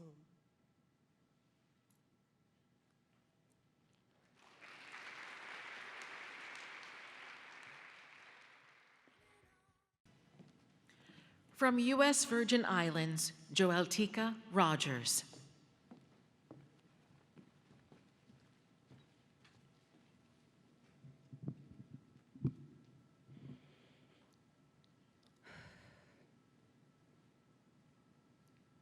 To Solitude by Alice Keary. I am weary of the working, weary of the long day's heat. To thy comfortable bosom, wilt thou take me, spirit sweet?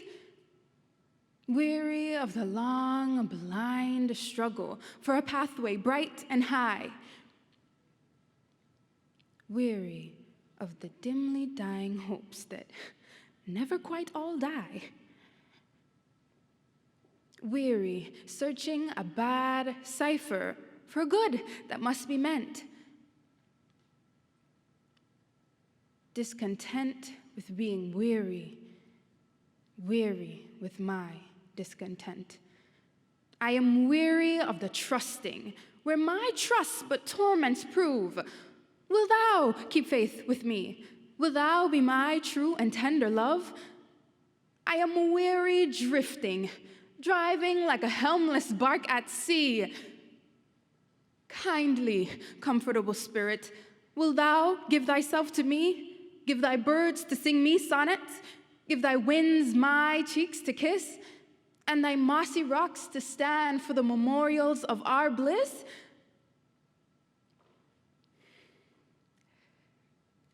I, in reverence, will hold thee, never vexed with jealous ills, though thy wild and wimpling waters wind about 1,000 hills.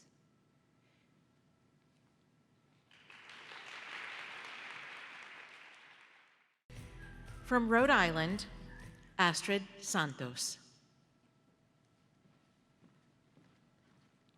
Our Own 12 Anti-Suffragist Reasons by Alice Duer Miller.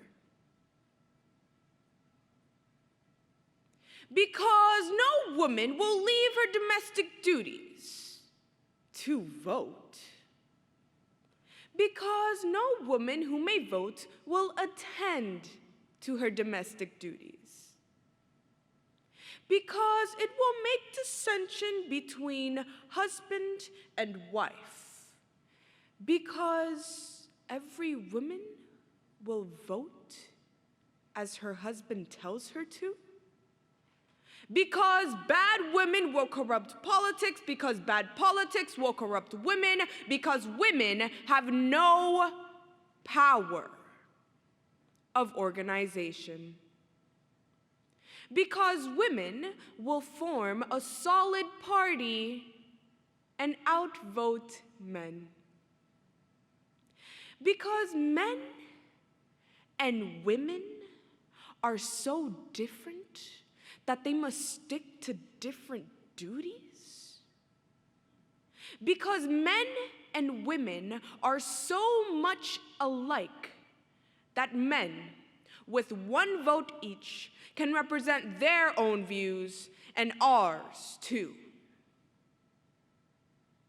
Because women cannot use force, because the militants did use force.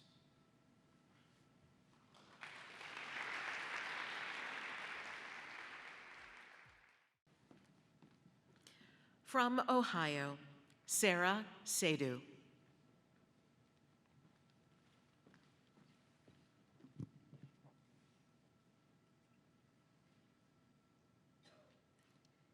Invitation to Love by Paul Laurence Dunbar. Come when the nights are bright with stars, or come when the moon is mellow. Come when the sun his golden bars drops on the hayfield yellow. Come in the twilight, soft and gray. Come in the night or come in the day. Come, O love, whene'er you may, and you are welcome. Welcome. You are sweet, O love, dear love, you are soft as the nesting dove. Come to my heart and bring it to rest, as the bird flies home to its welcome nest. Come when my heart is full of grief, or when my heart is merry. Come with the falling of the leaf or with the reddening cherry. Come when the year's first blossom blows. Come when the summer gleams and glows. Come with the winter's drifting snows, and you are welcome. Welcome.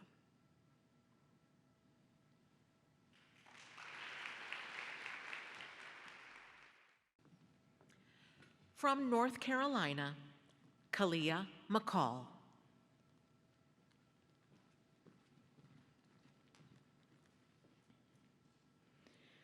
Battle Hymn of the Republic by Julia Ward Howe.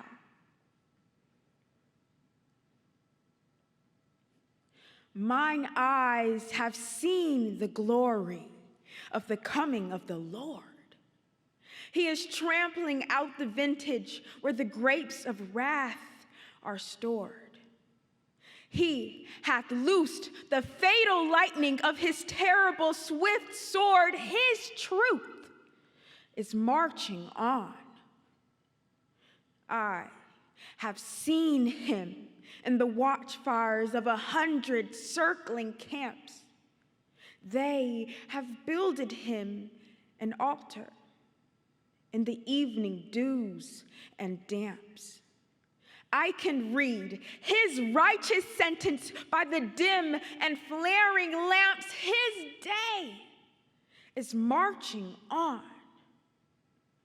I have read a fiery gospel writ in burnished rows of steel. As ye deal with my contemners, so with you my grace shall deal. Let the hero, born of woman, crush the serpent with his heels, since God is marching on. He has sounded forth the trumpet that shall never call retreat. He is sifting out the hearts of men before his judgment seat. Oh, be swift, my soul, to answer him. Be jubilant, my feet.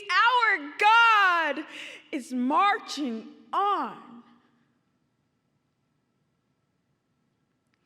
In the beauty of the lilies, Christ was born across the sea with a glory in his bosom that transfigures you and me. As he died to make men holy, let us die to make men free while God is marching on. Thank you.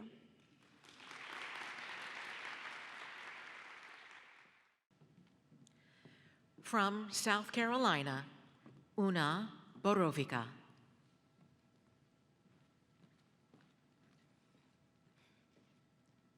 The Net by Margaret Whittemore.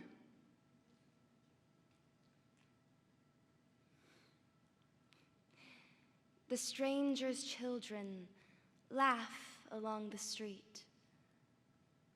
They know not or forget the sweeping of the net, swift to ensnare such little careless feet.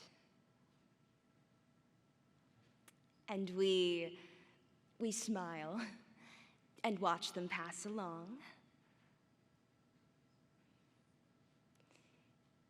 And those who walk beside, soft smiling,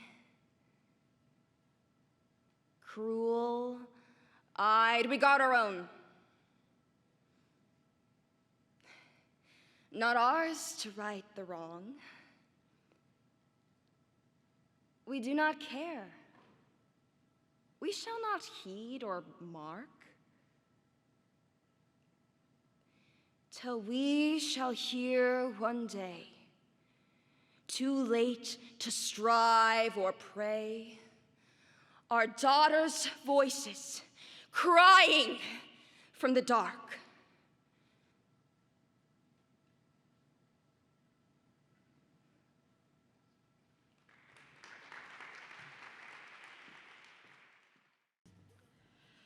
From District of Columbia, Nyla Dinkins. A suggested campaign song by Alice Dewar Miller.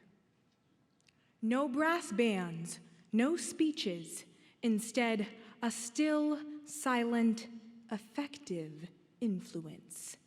Anti-suffrage speech.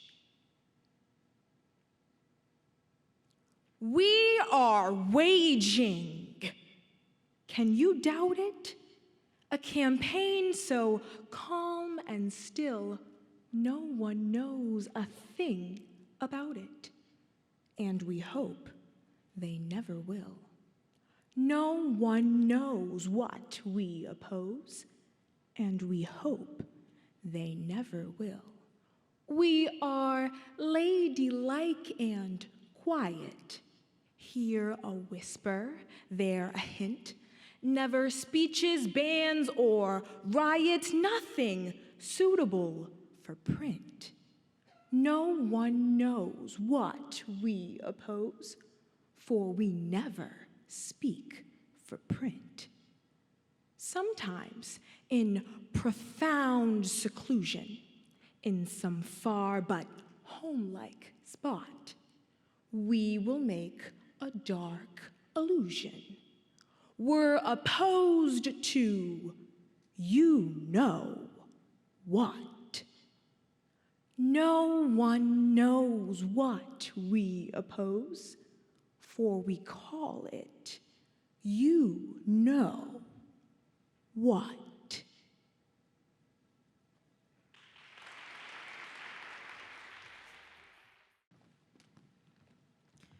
From Massachusetts, Nia Cao.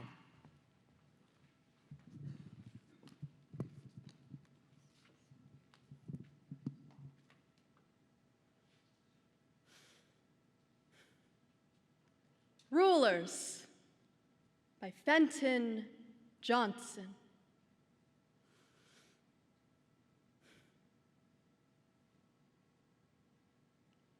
It is said that many a king would sell his crown for a day of happiness.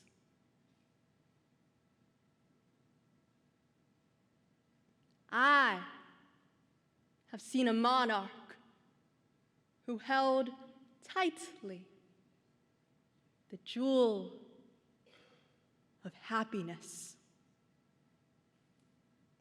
On Lombard Street in Philadelphia, as evening dropped to earth, I gazed upon a laborer, duskier than a sky devoid of moon. He was seated on a throne of flour bags, waving his hand imperiously as two small boys played on their guitars the ragtime tunes of the day.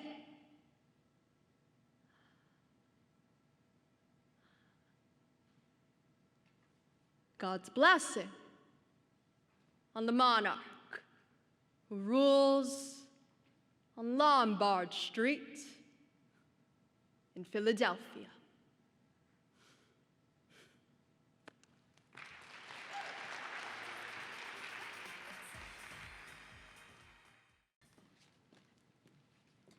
That concludes round 3.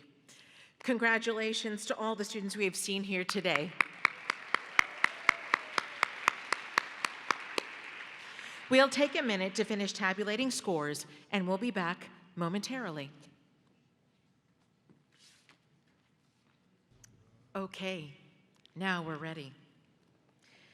Let's welcome our 8 regional finalists all back to the stage.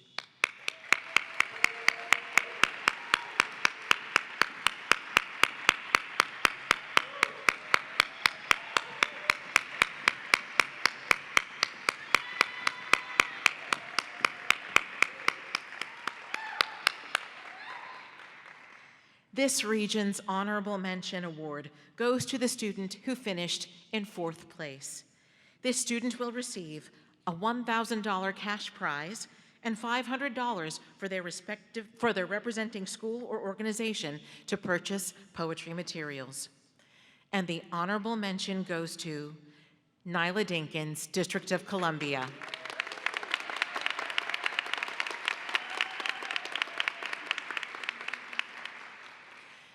Three students will move on to compete tomorrow evening, April 29th, right here in Lisner Auditorium for the national finals.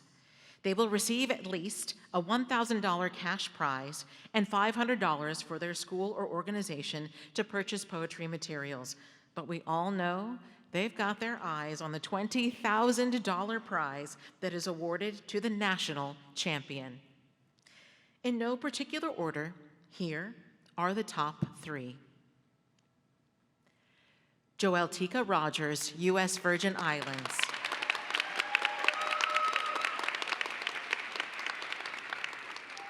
Astrid Santos, Rhode Island.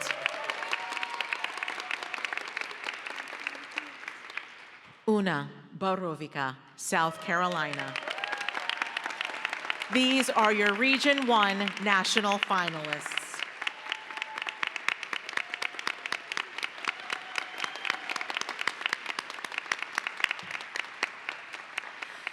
Join these 3 students and our other national finalists as they advance to the national finals tomorrow night, April 29th, starting at 7 p.m. Eastern. You can also live stream the national finals on arts.gov. Congratulations.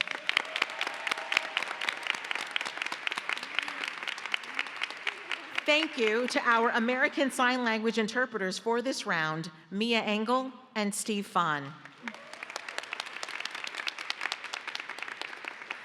And thank you all for joining us. The next round of semifinals competition will begin at 1 p.m. Eastern as students from the South and Midwest compete for the next 3 spots in the national finals.